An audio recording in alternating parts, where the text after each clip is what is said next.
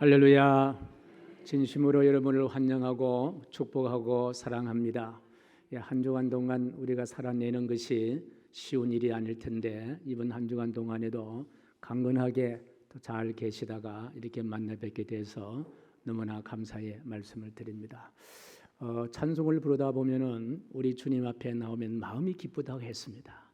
그리고 말씀을 들을 때에 새 희망이 넘친다고 했습니다. 우리 말씀 받기 전에 먼저 시 한 술 여러분에게 올려드리겠습니다. 복잡했던 마음들 다시 한번 내려놓고 말씀에 집중할 수 있는 그런 시간 되기를 원합니다. 오늘 아침에는 4월의 아침이라는 시 한 술을 여러분에게 올려드리겠습니다.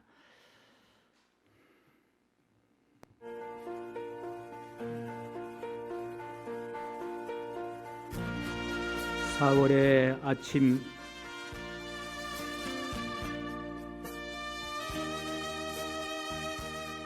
(4월의) 아침은 파란 햇살을 잘근잘근 설어 나뭇가지에 걸어둔다. 파란 햇살이 머문 가지마다 파란 물감이 바람에 뚝뚝 떨어진다. 지난밤 사나운 꿈자리 때문에 아침이 무거울지라도 파란 꽃을 기다리자.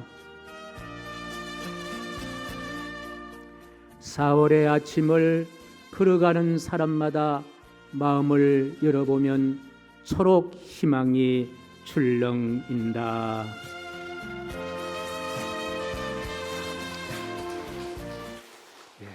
예수님은 정말 우리의 희망이 되십니다. 사람은 뭘 먹고 사느냐? 희망을 먹고 사는 존재가 사람이다. 우리 주님은 부활하신 주님 먼저 이 시간에 이 자리에 먼저 이곳에 오셔서 우리를 안을 준비하시고 우리를 품을 가슴을 열시고 우리의 손을 잡으시고 흔들렸던 우리의 마음을 진정시켜서 하늘의 희망으로 충만케 하시는 거룩하신 예수님인 줄로 확신합니다.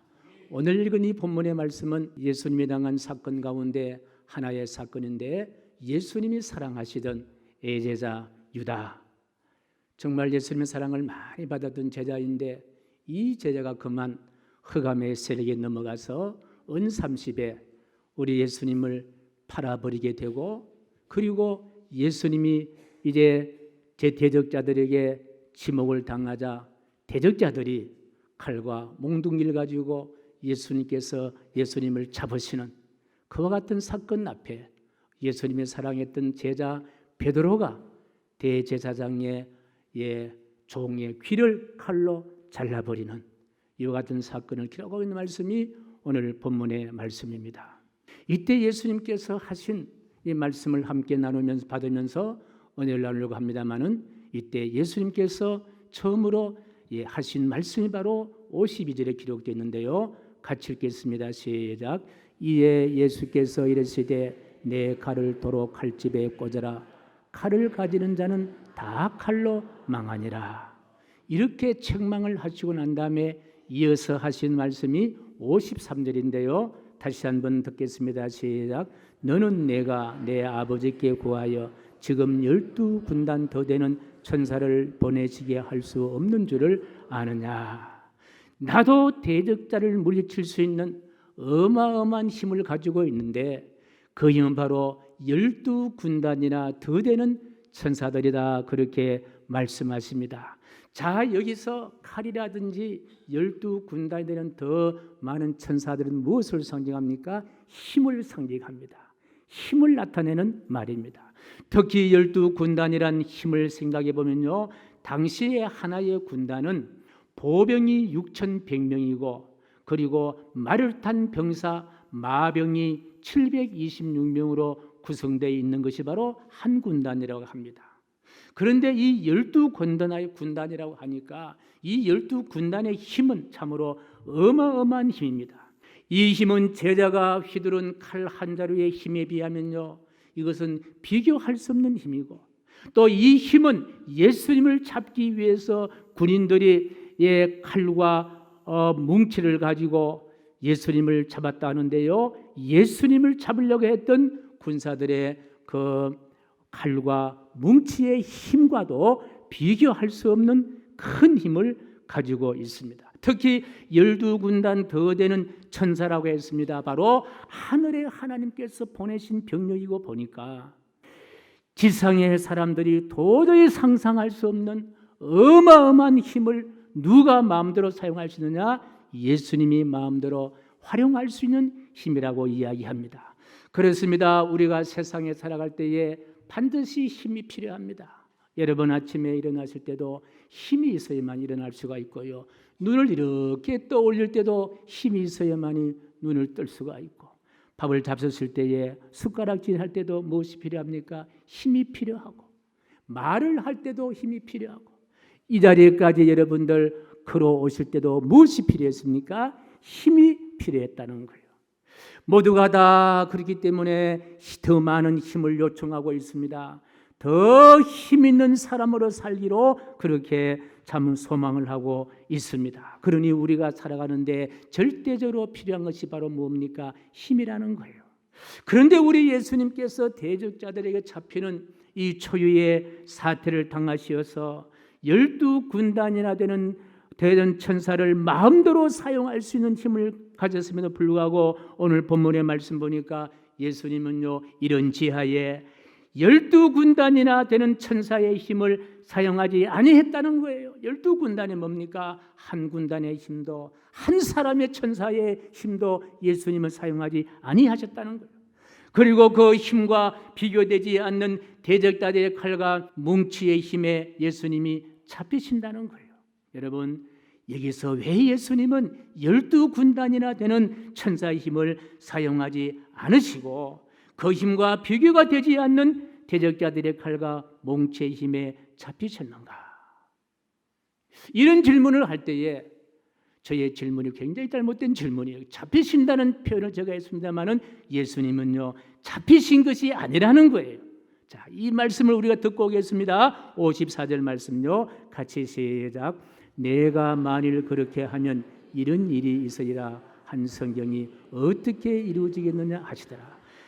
다시 말씀드린 예수님께서 12군단에 되는 천사들의 힘을 사용해서 그 대적자들의 칼과 몽치의 힘을 막았다면은 오늘 본문의 말씀 보니까 성경이 어떻게 이루어지겠느냐 이 말씀인 거예요. 그래서 오늘 본문에 예수님께서 잡히신 것은 잡히신 것이 아니라 성경의 매뉴얼대로, 성경의 계획대로 된 것이다, 이렇게 우리가 결론을 낼 수가 있다는 거예요. 대적자들의 칼이나 뭉치의 힘에 제압되어 억지로 잡히신 것이 아니라는 거예요. 성경의 예언된 대로, 성경의 매뉴얼대로 그렇게 되었다는 이야기예요. 아버지와 6살 아이가 씨름을 합니다. 그럼 6살 아들과 아버지와 씨름할 때 누가 이깁니까? 누가 이깁니까? 아버지가 이기는 사람, 아버지는 바보의 아버지예요. 누가 이깁니까? 6살 아들이 이기는 거예요. 아버지가 힘이 없어서 져줍니까? 그렇지 않잖아요. 아버지는요, 6살 때는 아들과 겨뤄볼 때에 아들의 힘이 너무 없다면, 이 아들의 힘이 너무 없구나, 힘없는 아들을 생각을 하면서 져주시는 거예요. 우리 예수님께서 잡히셨다는 것은요, 예수님이 힘이 없어 잡히신 것이 아니라 하늘 아버지의 뜻을 이루시기 위해서, 그러니까 군인들이 몽치와 칼을 가지고 예수님을 잡았지만은 저들이 얼마나 불쌍하고 얼마나 처량한가 하는 사실도 여기서 우리가 알 수가 있습니다. 그렇습니다. 우리 예수님께서는요, 바로 12군단이나 되는 천사의 힘도 가볍게 여기시는 분이 바로 예수님이시라면은 우리가 이 세상을 살아갈 때에 필요한 힘, 많은 힘들이 필요한 데에 그 힘을 어디서 우리가 힘을 얻을 수가 있겠느냐? 우리의 삶의 뿌리를 어디에 두어야만이 우리가 이 세상을 살아갈 때에 흔들리지 아니하고, 흔들린다 하더라도 넘어지지 아니하고, 넘어진다 하더라도 일어날 수 있는 그 힘은 어디서 우리가 얻을 수 있을 것이냐? 바로 그 대답이 오늘 본문에 주어지는데 예수 그리스도의 힘이다. 12군단에도 되는 천사들을 활용하지 아니하신 예수님의 능력, 예수님의 힘에 우리가 뿌리를 둘 때에 우리가 세상을 살아갈 때에 어떤 누든지 흔들림 속에서도 넘어질 수밖에 없는 삶에서도 오뚜기처럼 우뚝 일어나게 될 줄로 믿습니다. 그렇습니다. 우리의 삶의 뿌리를 예수 그리스도에게 둘 수만 있다면은 한 사람뿐 아니라 여러분의 가정도, 우리의 지역도, 우리의 사회도, 우리의 국가도 흔들리지 않고 든든히 서게 될 줄로 믿으시면 아멘. 저는 우리 예수님의 이 능력과 힘을 예수님의 십자가 사건 속에서도 찾아볼 수가 있는데요.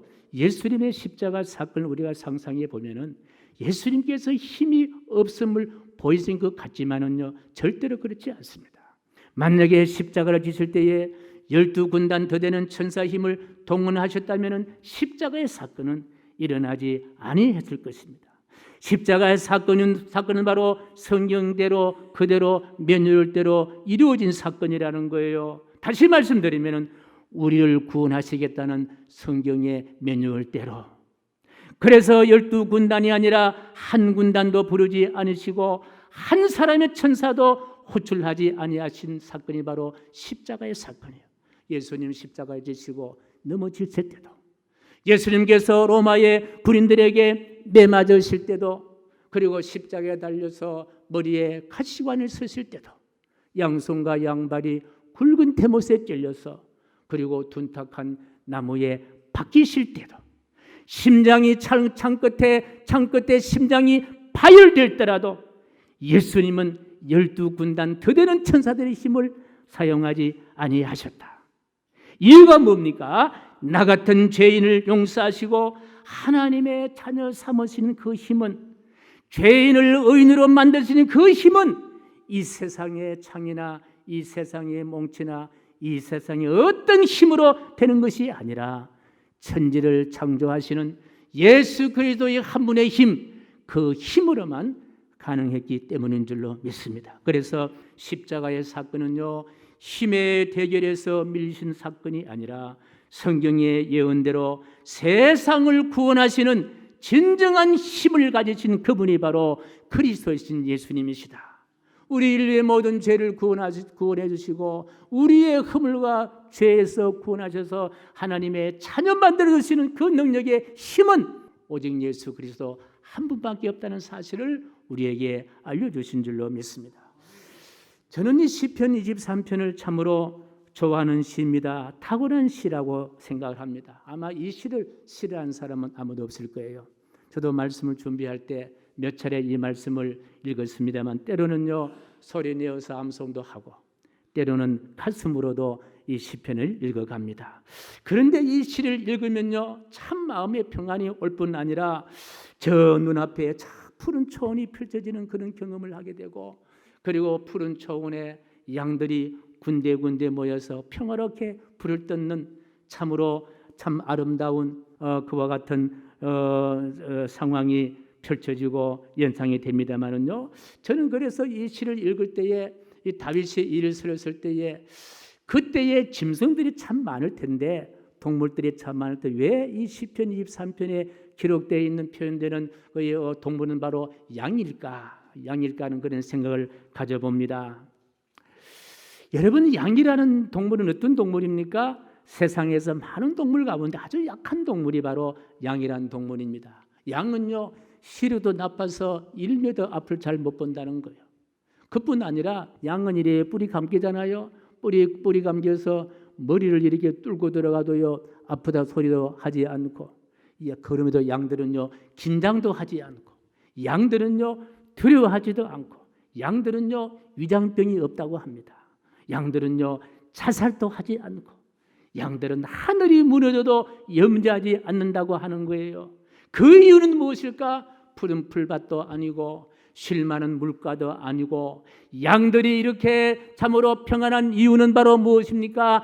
양들을 생명을 바쳐 지켜주시는 목자가 있다는 사실 때문인 거예요. 양이 이렇게 푸른 풀밭에서 자유롭게 풀을 뜯는 것은요, 양들은요 지켜주는 목자 때문에 그런 거예요. 그 반면에 또 사자나 호랑이나 표범 같은 힘센 동물, 소위 맹수들이 있습니다. 그런데 이 맹수들은요 만나면 어르렁거리는 거예요. 만나면 잡아먹으려고 하는 거예요. 만나면요, 자기 영역을 빼앗기지 않으려고 몸부림칩니다. 그 이유는 뭘까? 배고픔도 아닐 것이고 힘이 부족함도 아닐 것이고 땅이 부족함도 아닐 것인데 무엇 때문에 그럴까? 이 맹수들에게는요, 목자가 없는 거예요. 그러나 양들에게는 무엇이 있습니까? 목자가 있다라는 사실입니다. 사랑하는 성도 여러분, 우리 그리스도인들은 어떤 사람들이냐? 예수 그리스도를 목자로 삼고 사는 분이 바로 그리스도인들이다. 그래서 사망의 엄침한 골짜기로 다닐 수도 있습니다. 그러나 해를 두려워하지 않습니다. 이유는 무엇입니까? 목자가 되신 주님께서 해를 막아 주시기 때문인 줄로 믿습니다. 또 우리가 이 생 살아갈 때에 때로는요, 흔들릴 수도 있고 우리의 소원과 우리의 기도가 응답되지 않을 수도 있습니다만은요, 주저앉지 않습니다. 좌절하지 않습니다. 이유가 있습니다. 무엇입니까? 우리의 목자이신 예수님께서 우리의 형편가치를 잘 아시고 우리를 시시때때로 푸른 초장 실말 묵가로 인도하여 주시고 내 원수의 목전에서 상을 베풀어 주시고 기름을 내 머리에 부어 부으셔서 나를 평안케 하신다는 그 아름다운 그 선하신 목자 예수 그리스도께서 우리의 목자가 되신다는 사실, 이 사실을 알기 때문에 우리가 믿음의 사람들은, 바로 그리스도인들은 흔들리지 아니한다 하는 말씀이에요. 그렇습니다. 우리가 진정으로 살아갈 때 필요한 것이 힘이라면요, 12군단이나 더 되는 세상의 모든 힘을 요구하는 것이 아니라 예수님을 믿을 때 나오는 에너지, 힘의 주체는 바로 전능자 하나님이시라는 이와 같은 사실, 이 힘이 바로 우리의 힘이다. 자, 힘을 잘 활용했던 분이 바로 다윗이라는 분인데요, 다윗이라는 이 놀라운 힘을 의지하면서 시편 121편에 이렇게 노래하고 있습니다. 우리 같이 읽겠습니다. 시작. 내가 산을 향하여 눈을 들리라. 나의 도움이 어디서 올꼬? 나의 도움은 천지를 지으신 여호와에게서로다. 여호와께서 너를 실족하지 아니하게 하시며 너를 지킨 이가 졸지 아니하시리라. 다윗은 세상의 모든 힘을 가진 왕이었습니다. 그런데요, 먼 산을 바라보는 거예요. 세상의 힘으로 어떻게 할 수 없는 고민과 고통이 있을 때에 먼 산을 바라봅니다. 그러나 절망하지 않습니다. 나를 실족하지 않게 하신 여호와께서, 나를 지키시는 분, 그분이 여호와가 계시기 때문에 나는 실족하거나 흔들지 아니한다, 이 이야기예요. 저는 이번에 도쿄 요코하마 성지 순례를 다녀오면서 정말 여러분들이 얼마나 기도를 많이 하셨겠느냐. 우리 대표로 몇몇 분들이 다녀왔습니다만은요, 거기에 다녀오면서요, 가이드가 놀라는 일이 하나 있었는데, 그게 뭐냐? 비가 온다고 일기예보는 됐는데요, 우리가 출발하면 비가 오지 않아요. 다 내일 아침에도 우산 다 준비하고 오세요. 우산 다 준비하고 차를 타고 하니까요, 비가 안 오는 거예요. 지금까지 그런 예가 없었다는 거예요. 이 희망샘교회는 특별한 교회라는 거예요. 그리고 어떤 곳에는 생전에 그 순례객들이 방문하지 않은 곳도요, 우리가 문을 다 열어주면서 깊숙한 곳까지 우리가 방문했습니다. 하나님이 우리 편이고 하나님이 우리와 함께 한다는 사실을 알은 거예요. 뭐 때문에 그러냐? 함께하지 못한 여러분들께서 기도해 주시기 때문에 가능했다. 저는 그래서 우리 편되어 주시는 전능자 하나님, 나의 편되신 전능자 하나님, 우리 교회 편되어 전능자 하나님, 그 하나님을 믿기 때문에 우리는 안심하고 평안히 잘 다녀왔습니다마는, 저는 이번에 성지 순례를 하면서 예수님의 힘이 얼마나 위대하고 큰가 하는 사실을 다시 한번 체험할 수 있는 기회가 됐는데, 바로 누구냐? 이수정이라는 분, 이분 때문입니다.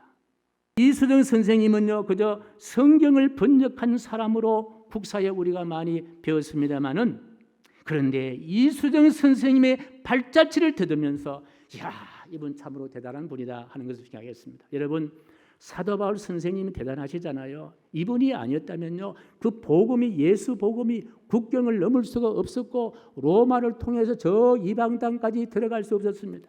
그런데요, 이수정 선생님, 이분이 안 계셨다면 과연 대한민국 속에 복음이 들어올 수 있을까 하는 의문을 가질 정도로 이수정 선생님은 우리 대한민국의 복음화의 사도 바울 같은 선생님이다 하는 생각을 가져봤습니다.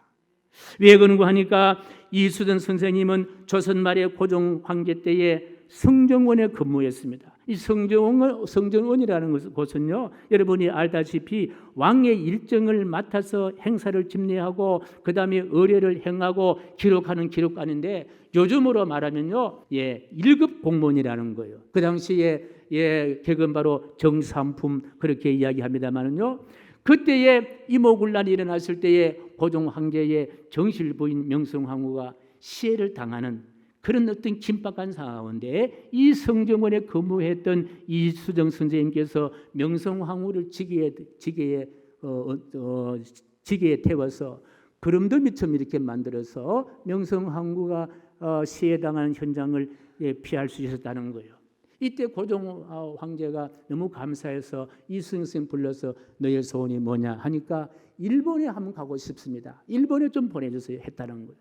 그런데 이수정 선생님께서 왜 일본에 가기를 원했느냐? 그곳에는 아주 친한 친구인 안정수란 분이 바로 수신사로 외계사를 따로 먼저 간 친구 때문에 일본에 좀 보내달라고 이야기했다는 거예요.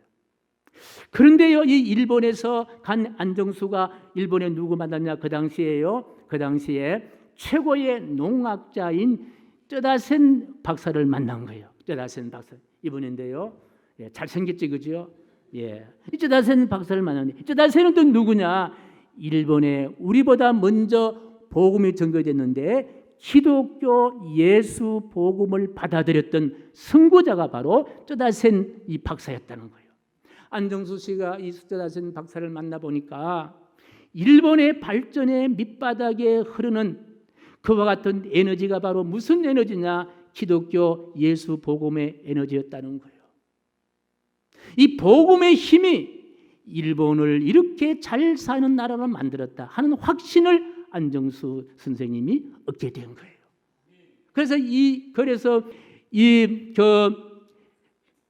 이수정 선생님께서 바로 그 친구를 만나서 이 조선 땅에도 이렇게 잘 살게 만들었으면 좋겠다는 애국적인 그런 마음을 가지고 일본에 건너가서 누구를 만났겠습니까? 안정수 친구를 만나고, 또 누구를 만나겠습니까?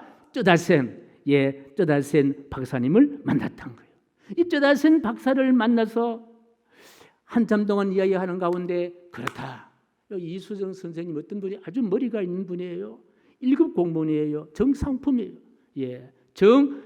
정삼품 표시를 갖고 있는 분이 아닙니까? 그렇다, 대한 조선 땅을 잘 살게 할 수 있는 것은 예수 복음의 힘이다 하는 것을 받아들이고, 똑똑한 분은요 그런 진리를 금방 받아들이잖아요. 받아들이고 그런 다음에 세례를 받는 거예요. 쩌다센 이 박사로부터 예수 복음을 받아들인 지 7개월 만에 세례교인이 되어버린 거예요. 그 당시에 세례교인이 되면요, 조선에 오면 죽습니다. 국법을 어기는 행위예요. 목숨을 담보로 해서 세례를 받고 그 다음에 어떻게 하느냐? 저 미국으로, 그 기독교 복음의 원주국인 미국으로 편지를 합니다. 어떤 편지를 하느냐? 이런 편지가 내용이 전해오는데요. 나는 비록 힘이 없는 사람이지만 제발 우리나라에 오셔서 선교를 해 주십시오. 많은 사람들이 당신들을 기다리고 있습니다. 이 편지를 미국에 보낸 거예요. 자, 이 편지를 누가 받습니까? 그 유명한 두 분의 선교사 누구입니까? 언더우드와 아펜젤러가 이수정 선생님의 대한민국 선교를 요청하는 선교 편지를 받고 일본의 요코하마를 통해서 대한민국에 들어오게 됐다는 거예요. 할렐루야. 이 아펜젤러와 언더우드가 만약 우리나라에 들어오지 않았다면요, 우리나라가 지금 G10 국가에 들어가 있고 이렇게 잘 사는 이와 같은 나라가 될 수가 없었던 거예요. 언더우드와 아펜젤러가 들어와서 병원도 짓고 학교도 세우고 새마을 운동에 근간되는 이와 같은 운동을 통해서 우리나라가 이렇게 잘 사는 나라가 되었다라고 생각하니까 이수정 선교사, 이선생, 이분 한 분이 얼마나 긍정적이로 좋은 영향을 끼쳤을까. 이분에게 주어진 힘이 바로 무슨 힘입니까? 예수 복음이라는 힘, 그 힘이 한 분의 이수정 선교사님을 통해서, 이수정 선교사님에게 이 복음을 준 분이 누굽니까? 친구 안정수라는 친구, 이 안정수라는 친구에게 복음을 심어준 지식인이 누구입니까? 일본의 농학자 조다신 박사님. 자, 이분들의 믿음의 사람들을 통해서 오늘 우리가 대한민국, 자랑스러운 대한민국, 오늘 여기에 우리가 있게 된 줄로 믿으시면 아멘. 물이 닿는 곳마다 사막이 변해서 옥토가 될 수가 있습니다. 복음이 닿는 곳마다 최고의 나라가 된다는 거예요. 복음이 닿는 곳에는요, 황무지가 장미꽃이 되는 거예요. 어둠이 빛이 되는 거예요. 가난함이 잘 사는 것이 되는 거예요. 문명국이 지식인 나라가 되는 줄로 믿으시면 아멘. 결국 이수정 선생님은 44세란 젊은 나이에 국법을 어겼다는 죄목으로 참수형을 당했습니다. 예, 순교를 당했습니다. 그러나 지금도 수많은 사람들이 찾아가 고개를 숙이는 예수님의 찬란한 힘의 상징으로 그대로 남아있다 하는 새 사실입니다. 사랑하는 성도 여러분, 시편 90편 10절에 이런 말씀이 기록되어 있습니다. 같이 읽습니다. 시작. 우리의 연수가 70이요 강건하면 80이라도 그 연수의 자랑은 수고와 슬픔뿐이요 신속히 가니 우리가 날아가니다. 여러분, 인생을 길이로 생각하며 오래 사는 것으로 양으로 생각하면요, 70년, 80년, 90년을 살았지만 자랑할 것은요, 수고와 슬픔뿐이지만은 이 수고와 슬픔뿐인 인생을 어떻게 살아야만이 감동으로 산다면요, 연수에 상관없이 길이에 상관없이 감동으로 산다면요, 바로 수고와 슬픔의 인생이 아니라 기쁨의 인생이 되고 감사의 인생이 되고 축복의 인생이 되고 영광의 인생이 될 줄로 믿습니다. 이수정 선생님 44세란 짧은 나이로 살다 순교를 당하시지만 예수 복음이라는 힘으로 살았기 때문에 지금도 수많은 사람들에게 무엇을 주느냐? 감동을 주는 밤하늘을 밝히는 찬란한 빛과 같은 존재로 남아있음을 고백하지 않을 수가 없습니다. 여러분, 없다고 배우지 못했다고 가지지 못했다고 절대로 힘이 없는 것은 아닌 거예요. 우리가 의지하는 참 좋은 친구 예수 그리스도께서 우리에게 힘이 되어 주신다. 예수 복음의 힘으로 살면 지금도 수많은 순례자들의 발걸음을 물게 하는 이수정 선교사님처럼 선생님처럼 바로 감동을 주는 축복의 삶을 살아내게 될 줄로 확신합니다. 저는 일본 성지 순례를 마치고 오는 비행기 안에서 이수정 선생님이란 걸출한 믿음의 선배를 만나고 가슴으로 읊조린 하나의 문장이 있습니다. 그것은 바로 이것이었습니다. 예수님이 힘이다. 정말 예수님이 힘이다. 예, 반복해서 읊조릴수록 내 가슴 속에도 감동의 물결이 파도치는 느낌을 가졌습니다. 맞습니다. 우리 모두가 의지할 수 있는 가장 큰 힘은 무슨 힘입니까? 오늘 이 힘입니다. 예수님은 힘이다. 다 같이 시작. 예수님은 힘이다. 이 자리에 모든 성도님들, 그리스도의 신 예수님의 힘으로 우리가 살아가는 사람이요, 시냇가에 심은 나무로 살아가는 삶이고 복 있는 자로 사는 삶입니다. 이 삶을 계속해서 이어가시기를 주님의 이름으로 간절히 축복합니다. 존귀하신 하나님, 예수님의 힘이다. 이 삶을 계속 이어나갈 수 있도록 인도하여 주옵소서. 예수님의 이름으로 기도하옵나이다. 아멘.